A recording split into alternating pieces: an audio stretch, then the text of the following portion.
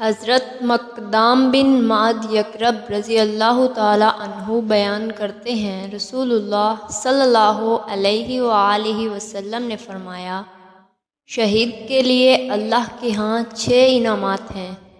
اسے پہلے قطرہ خون گرنے پر بخش دیا جاتا ہے، اس کا جنت میں ٹھکانہ اسے دکھا دیا جاتا ہے، اسے عذاب قبر سے بچا لیا جاتا ہے، وہ قیامت کی بڑی گھبراہٹ سے محفوظ رہے گا، اس کے سر پر وقار کا تاج رکھ دیا جائے گا، اس کا ایک یاقوت دنیا اور اس میں جو کچھ ہے اس سے بہتر ہے،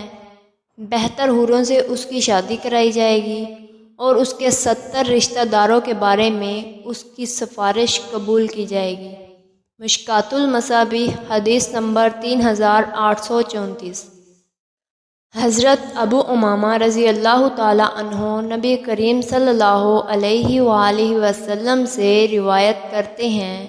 آپ صلی اللہ علیہ وآلہ وسلم نے ارشاد فرمایا، اللہ کو 2 قطروں اور 2 نشانوں سے زیادہ کوئی چیز پسند نہیں، ایک اللہ کے ڈر سے گرنے والا آنسو،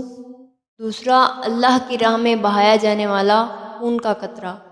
اور 2 نشانوں سے مقصود ایک وہ ہے جو اللہ کی راہ میں